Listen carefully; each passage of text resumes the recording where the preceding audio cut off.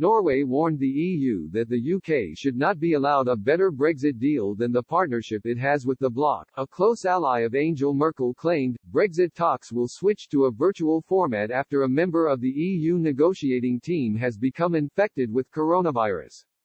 Following the announcement, the EU's chief Brexit negotiator Michel Barnier pulled out of a planned debrief of national ambassadors scheduled for today, and will be replaced by one of his senior staff.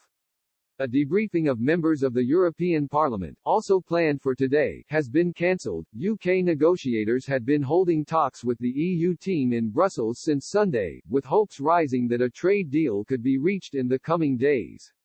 David Frost, the UK's chief negotiator, tweeted that he was in close contact with Mr. Barnier about the situation. Talks have been focused on the remaining sticking points of rights for the EU fishing fleet in British waters, level playing field, guarantees for business and the question of how to enforce any deal. Despite optimism at the start of November, both sides agree there has been little progress on these fundamental blockages and are preparing for a no deal scenario. As pressure mounts and the clock ticks down, unearthed reports suggest one European country could be pleased if Britain ends up with no agreement.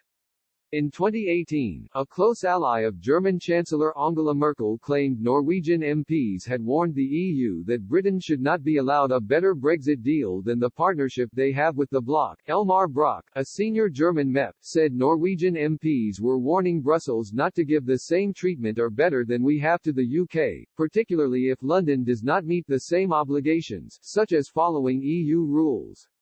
Mr. Brok told The Telegraph, at a meeting with the delegation from the Norwegian Parliament, they reminded me that we should not give Britain the same advantages as those given to member states of the EU.